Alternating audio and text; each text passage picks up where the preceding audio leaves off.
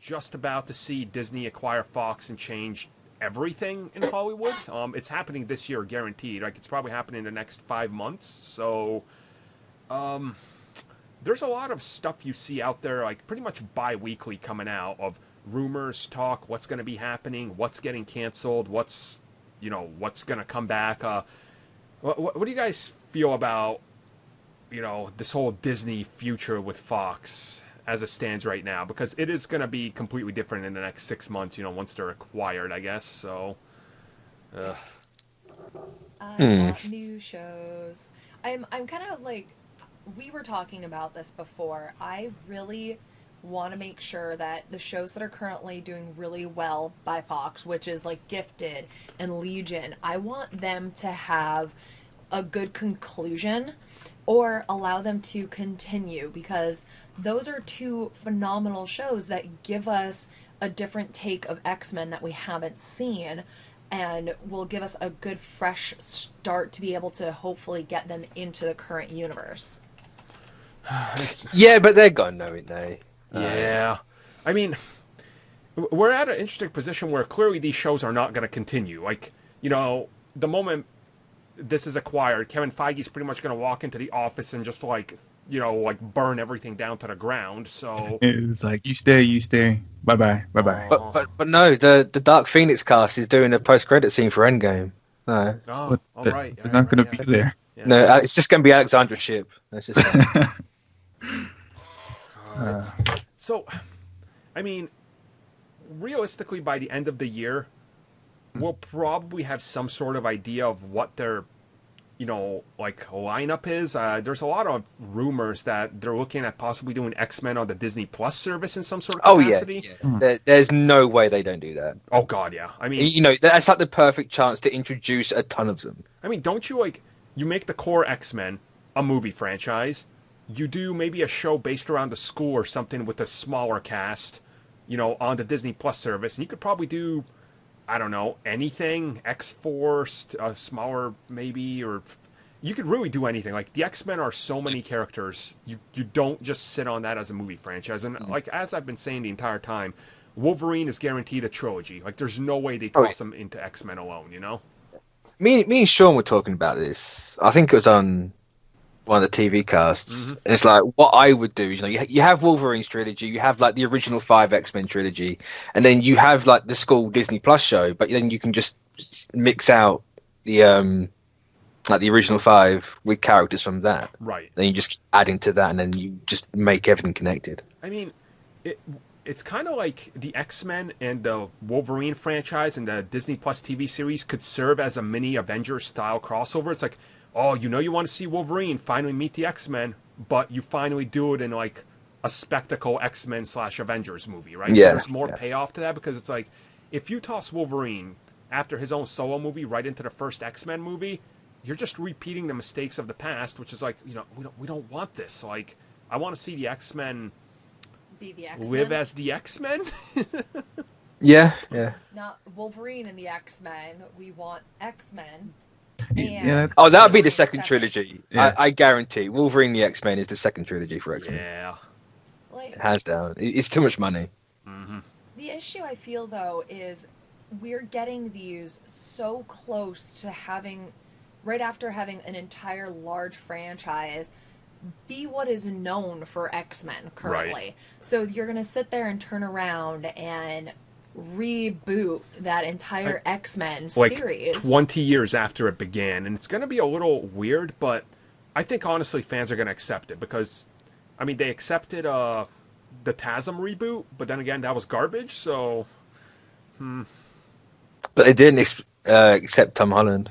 Well, they kind of have, but they kind of haven't. it's like a 50-50. There is that massive divide, but Yeah, well, I mean, they're still seeing the movie clearly, as the box office indicates, so oh yeah, And I mean, they're as their still own watching argument. trailers. I mean, they will, but they won't like watching it. Yeah, oh, right. Man, that's true. boycott it. We won't like it, but we'll pay for it. Yeah.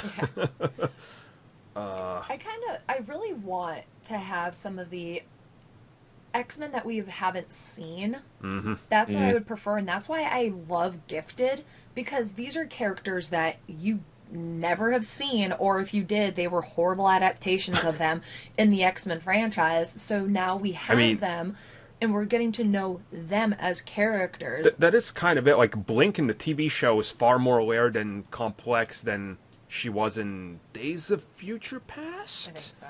And then they have, like, was it Thunderbird? Who the hell was the one in Thunderbird was in The Gifted, I think. Yeah, so it's his brother, Warpath, right? That's Warpath. I always forget his name. Yeah. Warpath was in Days of Future Past for like 4 seconds and died or something. I can't remember. So it's like, I would love to see the X-Men kind of do the, you know, like, here's like the school, and here's like Jubilee, and like, I don't know, whatever else you could toss into the TV series on Disney Plus. But then those characters also can cameo in the movie, because let's be real, once it's all under Kevin Feige, they don't have those contract problems, as we recently found out that Netflix shows have. So it's like, well, you know, you're free to do whatever you want, so you can make that grander universe. And I don't think they're going to slow down in that connective thing at all. You know, it's only no, they're definitely ramping that up. Mm-hmm. You know, you could do like a Gen X for Disney Plus, and then just have them cameo. That's all you need in the background. Yep. Not quite as on the nose as Deadpool 2 did with the Dark Phoenix stuff, but I imagine whoever they get to be Professor X is going to be like, okay, you have 25 movie contracts and 80 TV episodes. Go. We have you for life. Wait, wasn't there like a Gen X TV show like in the 90s, early 2000s? No. Just like how Jubilee was never in the movies, there was never a Gen X. We TV don't show. talk about that. It's like the Roger Corman Fantastic Four. It may be the best version of the characters, but it doesn't exist. So, what timeline is that actually a thing? Oh, yeah. Right. How was that the best one? I can't wait, though, to see Fantastic Four done correctly, because they are the first family. I really hope they nail that down as the feeling, too. Being like, we're an actual family of superheroes. Like, please. They have to, like, it's the one thing that the movies never really did. Mm-hmm.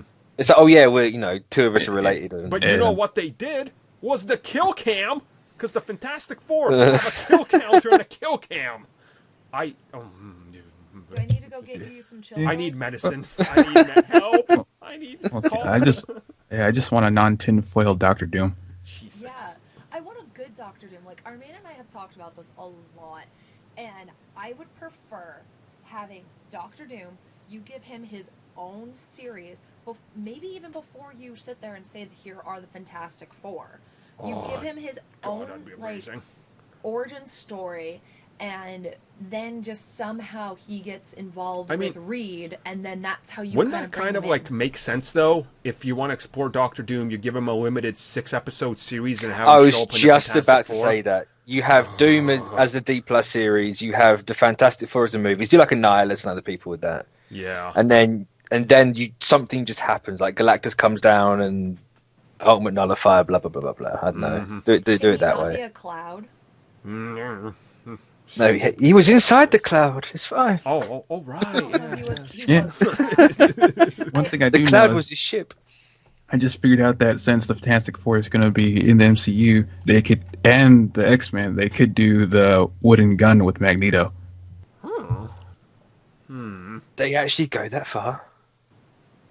Could we be in that timeline with the wooden gun? Okay, I mean, let's bring this one up then. Do you think they actually use Magneto and Charles Foley? Because it's like, dude, they're actually the whole X-Men otherwise that they don't, you know, if they don't include Wolverine. So did they...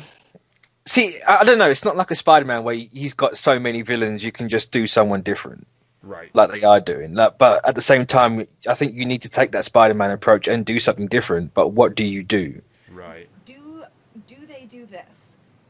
Do they kind of take the gifted path that the X-Men themselves and the Brotherhood are dead or disband or whatever they are?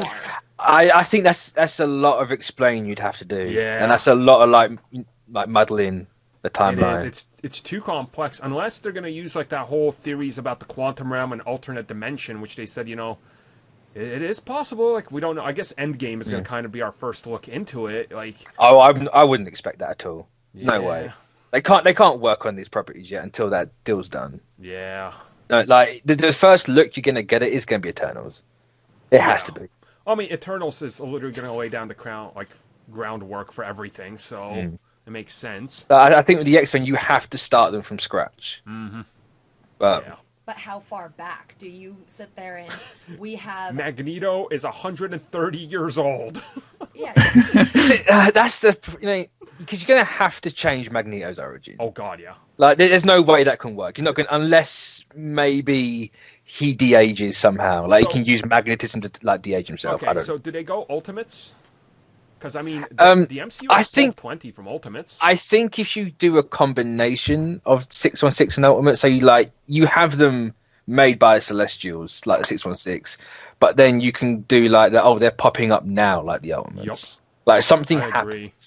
Like maybe not the snap, because I think that's going like if you rely too heavily on that, it's a bit weak of a reason for it to happen. But I know, like maybe the government experiments on Wolverine, like he's like a second super soldier in the Second World War, and you can kind of play it like that. Like they've been here, they're just not well They're known. just not exactly. Yeah. I think that A bit would like work. Captain Marvel, Ant-Man, and all that sort of thing. Like you can just like retroactively put them in. They can also sit there and like, yes, we've already had Inhumans.